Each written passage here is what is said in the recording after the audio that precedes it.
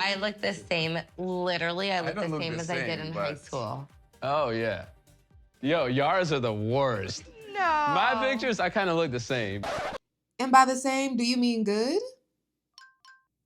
I just need some clarity, since you want to be loose at the mouth, Jovi. Yara's pictures are the worst. Damn, Yara's body language is saying it all.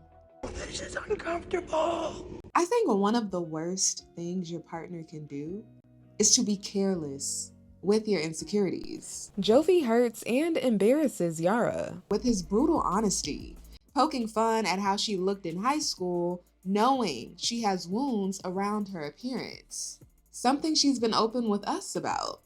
Growing up, my mom, for example, taught me that my nose wasn't so good. It just had you.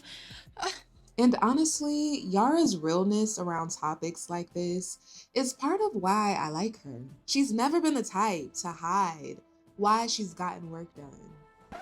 But for her husband, who was trying to get laid not even an hour ago, You stupid. Why are you getting undressed? Why not? to think it's okay to say this, This person is unrecognizable. No, but she's beautiful. She is beautiful now. Oh, hell no. shows just how out of tune he is with his wife and with the fact that their daughter shares the same genetics. By the way, you're not so cute either. Yeah, Yara didn't let it slide, but if you ask me, she was still gentle with him. It's giving only thing that's saving you. They say a relationship is like building a house. You're either adding a block or taking one away. Something like this takes blocks away. I've been in therapy Oh my gosh, for okay, so I'm over many this. years. And one thing that will hurt me, you will bring it up in front of everybody. And from my own experience, I don't know if you can really build that kind of emotional security back. You know why I get upset? Because when I sat down, I was in that chair, and when he said that, I sit and I process it, and I'm like, we're on national TV. Let's talk about it. It's Malicia. Hey, 90 Day Fans fam, it's Malicia. What? Pregnant? Before we talk about Yara and Jovi, what I did not expect was Gino's Uncle Marco to cry after Gino told him Jasmine is pregnant with Matt's baby. It's just, I don't know. I don't know, honey. I really don't know, Jasmine. Uncle Marco, who looks hurt, and who Jasmine asked to walk her down the aisle because her father isn't present in her life, seems to have taken that role very seriously. So much so, he feels Violated.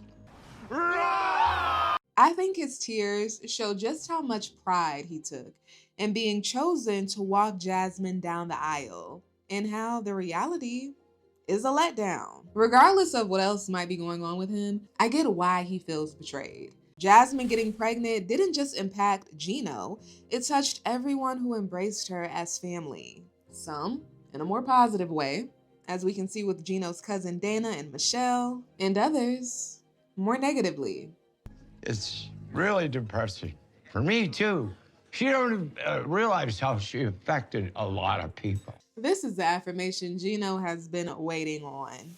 And speaking of Gino's cousin Michelle, in an Instagram comment, she said, quote, "Maybe if Marco knew the whole truth, he wouldn't feel so violated. He hasn't seen or spoken to Jasmine in years anyways." She makes a good point. I wonder if Uncle Marco would have responded this way if Gino told him not just the side that makes him look completely innocent, but the full truth. Let's rewind and take a look at how Gino first started the conversation. Well, after couples therapy with Jasmine, after Jasmine cheated on me and spent the night at this Matt guy's house. Who the hell's Matt? I would love to hear Uncle Marco's reaction to Gino not sleeping with Jasmine for 8 months after they got married. What? That would be entertaining. But he didn't tell him. Gino goes on to tell his uncle that Jasmine, quote, ruined his freaking life. And I know the pain is fresh, but I hope he doesn't stay in this victim mode for too long. It's actually making him look more guilty because he's not taking any type of responsibility. He can't continue to blame her for where his life is when he's the one living his life. He's a captain. The power is yours. His decisions also led him to this moment. I can tell that you're hurt. After Gino tells his uncle his side and only his side of the story, Marco tells Gino he can tell he's hurt. And he said it like he was trying to force Gino to really confront his feelings about it. You're Yeah, I hurt am deep. hurt. You're hurt deep. I am. Deep. He's like, face it, feel it. Yeah, that was interesting. Again, I don't know if this is theatrics or if he just knows Gino well and knows how he processes things. Meanwhile, You know what? At least Gino will be happy with having a baby and wouldn't make a big deal out of having a daughter. Here we go. Jasmine can be so toxic. So now Gino is the North Star. She used to do the same thing to Gino with her ex Dane. He's the best man that I have ever had, and I'm going back to him. This episode, Jasmine throws a tantrum after Matt kept picking out boy clothes for their baby girl while shopping. And before we get into her opening up about why this is so triggering for her, I'm still trying to understand the dynamic these two are setting up as a family. Especially after Matt shares this. I am the oldest in my family, and growing up as the oldest, you always have to look out for the younger kids. So in my mind, it always had to be a boy. While I get that Matt is sharing what he expected based on his life experience, I'm curious about what role he plans to have in Jasmine's sons' lives. Because technically the new baby isn't the eldest out of her siblings. She has two older brothers, Jasmine's sons, who are back in Panama. But it's something Jasmine doesn't even mention. Instead, she goes on to open up about why Matt's lack of excitement for his first child being a girl triggers her daddy issues, revealing that her dad left her when she was 3 and never returned. She says she only reached out to him when she graduated from college with honors to show him that without him, she's become a successful person. And the response he gave is heartbreaking. He basically told me like he had not interest having a daughter and being part of my life. Jasmine says it's like the nightmare that follows her throughout her life. These men who are obsessed with having boys and they don't see women as worthy. While it makes sense that she interprets this situation that way after her father's painful actions, I hope she doesn't stop at just noticing the pattern. I've said this before and I will say it again. I've learned triggers can also be opportunities. I know they feel like curses we just want to get rid of. Trust me, I know. But if we don't push them down and try to ignore them, when we face them and feel them and learn from them with time, they also can unlock a richer, more authentic version of ourselves, a happier version of ourselves. In Jasmine's case, I actually think it's significant that her parental issues are coming up now while she's pregnant. Because what better time for a deeper level of healing to take place than right before you bring another child into the world, your first daughter.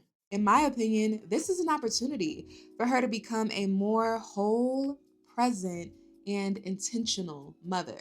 She needs emotional space to do that. She has to get rid of some of that gunk. I feel very sad for my daughter right now.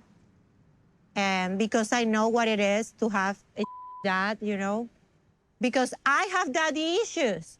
Jasmine says she feels bad knowing she's put her daughter in the same position by dealing with an F-boy, who she was just supposed to be sleeping with. Fast forward, Jasmine tells Matt she thought she had the worst dad in the world, but nope, he takes that spot. She just be saying stuff. Matt goes on to tell Jasmine he can see why Gino stopped wanting to sleep with her. Low-key, this is kind of sounding like the problem you were having with Gino, though. Like when you were screaming and yelling all the time, and then he wasn't wanting to sleep with you. Damn. What he said hits harder because it's actually rooted in truth. Jasmine tells Matt, F you, and starts to cry. Like Uncle Marco, I don't know if it's real or theatrics. We know Jasmine can get into her actress mode real quick. I'm starting to look like I should be auditioning for a telenovela here. Did they even buy the baby's clothes? We're gonna buy the baby clothes. She doesn't want it. And no, I don't think it's fair to blame this on hormones. As we know, this was Jasmine before pregnancy. Jasmine puts herself in the backseat of the car because she says she doesn't want to be close to Matt. And someone said Jasmine met her match with Matt. And I agree. Because once they get in the car, Matt gives a good lesson in conflict. If you can get Jasmine to surrender, you have some skills. Mama, do you know I'm worried? You are the one worried. I am. I don't know why you don't understand that. This is a very big deal for me. First, whether you like it or not, he calls her mama. It's a term of endearment he has for her. When I hear him say it, I take it as him saying, I see you, Jasmine. I'm with you. He also reminds her that they share common ground, and she's not alone in her pain by sharing his dad left him too when he was a kid. I'm never gonna leave. It doesn't matter how difficult it gets. But I am scared that I'm going to fail. He's being real. And most importantly, in my opinion, he didn't match her fire, her same energy, yelling for yelling, heat for heat, which is something Gino started doing at some point. And the worst thing you can do is mirror that behavior. If you want peace, someone has to be the calm to the fire. And Matt, without dismissing her and betraying his own feelings, managed to do that. He managed to be the emotionally mature one in this case. Honey, if I made you feel that way, I'm sorry. I didn't mean for my reaction to make you feel like that. He is gentle partnering her. I don't even know if gentle partnering is a thing, but if it is, Matt has done just that. Jasmine accepts Matt's apology as sincere, but says she needs some time to process and regulate her emotions because they are all over the place right now. Yeah. Ooh, and they seem like they're gonna get even more intense next week. During Gino's chat with Uncle Marco and his nephew, they convinced him to write a letter to Jasmine, saying everything he wants to say since he froze after she told him she was pregnant. And while Marco imagined other plans for the letter, suggesting Gino takes it outside, put some gas on it, and burn it, That way you can just see ya. Gino is clearly not in a place of forgiveness and release yet. He is in revenge mode. So much so, he actually went and calculated how much money he spent on Jasmine. $75,952. Who does that? And in the next episode, we are going to see him leave Jasmine in tears as he reads her a piece of his mind. It is obvious that you used me to come to the U.S. I've already gone immigrate. I know this is a question we've been reflecting on for years now, but I'm curious, at this point, do you think Jasmine used Gino for a green card? Or was she truly in love with him? Let me know in the comments. All right, let's get into the Real Housewives of 90 Day Ski Trip. The big question was whether Lauren and Alex would even go because of their issues with Elizabeth and Andre. And womp womp, they decided to join the trip anyway, even though Elizabeth and Andre are part of it. Make the best out of it and stay cordial and careful. They say they rarely get a week by themselves without the kids, and they prioritize that and maybe a free trip, thanks to production, over the drama. Yeah. I'm a little disappointed that Lauren decided to go, but the reality is that this is a reality show. They signed up to put themselves in entertaining positions, to say the least. Do you think it's gonna be fine for y'all when Elizabeth and Andre are gonna show up? Honestly, no.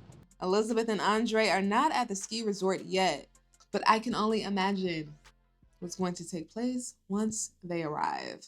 In the meantime, Lauren, Alex, Yara, and Jovi are bonding over drinks and games. Cheers to having fun. Why am I the only one drinking tequila? Sounds about right. They all get together in Yara and Jovi's room to play a game of Never Have I Ever, which ends up going south in an unexpected way after they start discussing piercings, Alex revealing he had one on his chin when he was younger, prompting the conversation around looks in high school. Lauren going on to share she looks the same, which she does. And then here comes Jovi, not even talking about himself, but his wife. Yo, Yara's are the worst. No. My pictures, I kind of look the same. Yara's pictures are the worst. He just gave people permission to talk crap about him. He swung the door right open, and he doubled down when he said how Yara's looks today are unrecognizable compared to her high school pics. Lauren instinctively saying what Jovi probably should have said. I feel like you're sleeping on the balcony. You were absolutely beautiful then. Knowing that's what Yara needed to hear. Yara tells Jovi that was hurtful for him to bring that up, and he thinks nothing was wrong with it because she was a kid, which in my opinion puts his ignorance on full display. Yes, she was a kid, but it's still her. Maybe if he stopped numbing his pain with alcohol, he will see for himself that our experiences as kids have the power to affect us for years, if not a lifetime. It's no secret. You had some work done. The truth is the truth, and that's it. Ideally, nobody wants to get work done, Jovi. In a perfect world, she would have felt great about how she looked and not have felt the need to go under the knife. Yeah, it's not a big deal to him, but it's a big deal to her. That's relationshiping. That's how you build intimacy. Not expecting someone to be how you are, but learning them and respecting their experiences and being conscious of them. That's how you create safety. And honestly, in my opinion, he's hurting himself as well. When a woman feels safe in a relationship with a man, the best in her comes out. I've seen it. And it inspires him to be his best. They both thrive. So if you ask me, his mouth is cutting off his own enjoyment and blessings in life. Take care of your girl. Can you believe that Jovi was like, you were ugly before? Yara was like kind of offended by it. After Lauren and Alex return to their own room, Jovi is like, that was fun. That was fun, wasn't it? He is clueless to the fact that his wife is upset right now, which is wild. By the way, you're not so cute either. Listen. Anytime you say something about me, go look in the mirror. He asked for it. I don't know if it's Yara's English or if she really meant to say it in present tense. She said, by the way, you're not so cute either. She said it as if he said she's not cute right now. But that shows you how much we carry our past selves with us. It sounds like she took it as if he was insulting who she is today. Yara continues to check Jovi by telling him Mother Nature didn't bless him, but he still thinks he's done nothing wrong. He claims he's just being honest, but there is a difference between honesty and brutal honesty. If you see a picture of Yara as a kid, like, you're not gonna be like, oh, she's so ugly. No, she just looked different. You didn't say she looked different. You said her pictures are the quote, effing worst. Jovi was really in tune with his wife when this whole conversation around high school looks came up. Ideally, he would have changed the subject. A good friend who knows their friend's pain points would do that. Yara tells Jovi that she's strong and resilient, but he knows that is the one topic that can hurt her. That was a years in therapy, and you know that. I've been in that position before, where I opened up about an insecurity to someone I was dating. And later, they brought it back up in a way that made me feel small. And let me tell you, once that kind of trust is broken, it's hard to feel that same level of safety with that person again. Because it's not just about the flaw itself. It's about whether I can trust you to hold the most vulnerable parts of me with care. But then again, how can you expect someone to give you what they don't even give themselves? You know, to be real. It's so traumatic past for me. And it's one thing for me to joke about myself, but it's a whole another thing for him to joke about me and to do that in front of our friends. We all have our sensitive spots. I think it's important to know your partners, your friends, your family members. And granted, everyone's not gonna openly share theirs, but if you've been around someone long enough and you're curious about them, you'll get a gist of what they are. All we have is each other, you know? Close relationships are sacred, they're important. They help us get through life. They're worth handling with care. Considering that, Jovi better be careful. More than likely, Yara's not going to do anything but get better with age. And I'm not necessarily talking about her looks. I'm talking about who she is as a woman. Yara's only 31, and she's strong, ambitious, a go-getter, a loving mom. In my opinion, Jovi might want to focus on maturing before she outgrows him. After this week's episode aired, Yara went on Instagram to share her thoughts to viewers' reactions to the episode. I am not really mad so much on Joey because he said that, because yes, you guys are right, who comments now, who's texting me now, you should not be so mad on your husband because he said that. It's the truth. Yes, it's the truth. Okay, you're right, Karen, it's the truth. But you know what, why I get upset? Because when I sat down in that chair and when he said that, I sit and I process it and I'm like, we are on national TV, and now Karen's like, you my dear, gonna gonna come and bully me. Basically, she feels like Jovi opened the door for people to comment on how she looks and how their child looks. She says he should know better, considering they've been doing reality TV for so long. But she ends her post with this message. Please don't bully my husband either, because I think he just said it without thinking it. He doesn't mean to do no harm. All right, next week, Elizabeth and Andre arrive at the resort. We're here! Oh, look who it is. Drama, drama, drama, drama. Drama. Guaranteed. All right, 90 Day Fans fam, thanks for hanging with me. If you haven't already, make sure to hit that subscribe button and turn those notifications on. All right, I'll see you next time.